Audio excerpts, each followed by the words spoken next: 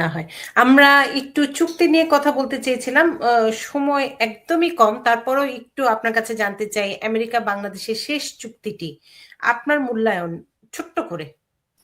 আচ্ছা, এটা তো বলা হচ্ছিল যে আমি একটু সংক্ষেপে উল্লেখ করি যে দ্রুত একটা, এটা নিয়ে দেশে বিভিন্ন মহল সমালোচনা স্টার এবং প্রথম আলো আমি সবসময় পড়ি এই কারণে যে তারা গত সরকার এই সরকারের আওয়ামী লীগের বিরোধী বলে, বরং সেই কারণে আমি বেশি পড়ি, মানে এটার থেকে কোট করলে ইউ আর সেফ। তো এখানেও এটা নিয়ে সমালোচনা হচ্ছে একটা, কিন্তু এইটার ব্যাপার আছে, এই যিনি বাণিজ্য মন্ত্রী তখন বাণিজ্য অ্যাডভাইজার ছিলেন, কমার্শিয়াল অ্যাডভাইস, তিনি তার নাম কি খলিলুর রহমান, তিনি বিদেশ থেকে তাকে নিয়েছিলেন দেশে, ডক্টর ইউনূস, সম্ভবত তিনি বিদেশি নাগরিক বটে। তো যাই হোক, তাকে দিয়ে এটা করা হয়েছে, তো একটা অভিযোগ।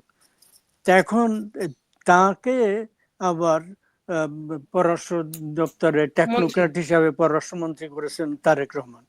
এখন আপনি লেটেস্ট খবর আজকে জানেন, যদি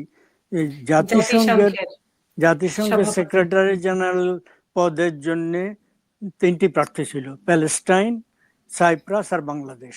তো প্যালেস্টাইন উইথড্র করেছে, এখন সাইপ্রাস আর বাংলাদেশ। তো বাংলাদেশকে প্রতিযোগিতায় থাকার জন্য এর আগেই যুক্তরাষ্ট্র বলেছে।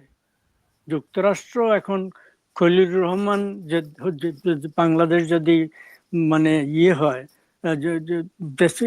ইলেকশনে উইন করে, তাহলে খলিলুর রহমান, পররাষ্ট্রমন্ত্রী খলিলুর রহমান জাতিসংঘের সাধারণ পরিষদের 1 বছর মেয়াদ হয় প্রেসিডেন্ট থাকবেন। তখন প্রতিমন্ত্রী পররাষ্ট্র মন্ত্রণালয়ের তিনি পররাষ্ট্রমন্ত্রী থাকবেন, অথবা নতুন কাউকে দায়িত্ব, যাই হোক সেটা অন্য কথা। ফলে এখন বোঝা যাচ্ছে পর্দার অন্তরালে তারেক রহমানের সাথে এক ধরনের আন্ডারস্ট্যান্ডিং হয়েছিল, ওই চুক্তির ব্যাপারে না, কিন্তু তাকে পররাষ্ট্রমন্ত্রী যে করা হয়েছে, এত গুরুত্বপূর্ণ ব্যাপার, এটা নিশ্চয়ই যুক্তরাষ্ট্রের সাথে একটা আন্ডারস্ট্যান্ডিং হয়েছে। ফলে এইটার ব্যাপারে দেশের সমালোচনা আছে। তো আমি বিস্তারিত এই সম্পর্কে, আপনার এই অল্প সময় এটা নিয়ে আলোচনা করতে হলে মানে বিস্তারিত অনেক তথ্য দিতে হবে। কিছু সমালোচনা আছে। অবশ্যই কিছুটা যোগসূত্র তো আছেই। তার কারণটি হচ্ছে, যখন নির্বাচিত সরকার এত বড় পদে আগের তত্ত্বাবধায়ক সরকারে একজন অ্যাডভাইজারকে মন্ত্রী করা হয়েছে, তখনই প্রশ্নবোধক চিহ্নগুলো কিন্তু চলে আসে স্বাভাবিকভাবেই। এবং তাদের দলে অনেক যোগ্য লোক ছিলেন এই পদের জন্য, অনেক যোগ্য লোক ছিলেন। অসংখ্য ধন্যবাদ সৈয়দ মাহমুদুল্লাহ। রমজান মাস চলছে, তার মধ্যেও সময় দিলেন, সে কারণে অনেক কৃতজ্ঞতা। আপনি ভালো থাকবেন, সুস্থ থাকবেন। ঈদের সময় দেখা হবে, ঈদের অনুষ্ঠানে। সে পর্যন্ত ভালো থাকুন। আপনিও ভালো থাকবেন। অনেক ধন্যবাদ আপনার দর্শক শ্রোতাদের, এবং আপনাকে আমাকে সুযোগ দিয়েছেন বলে। এবং একই সাথে দর্শক, আপনাদের প্রতি অনেক অনেক কৃতজ্ঞতা এবং ভালোবাসা। রমজান মাস চলছে, সে কারণে আমাদের অনুষ্ঠানেরও একটু আমরা ছোট করে আলোচনা করছি, তথ্য দিচ্ছি।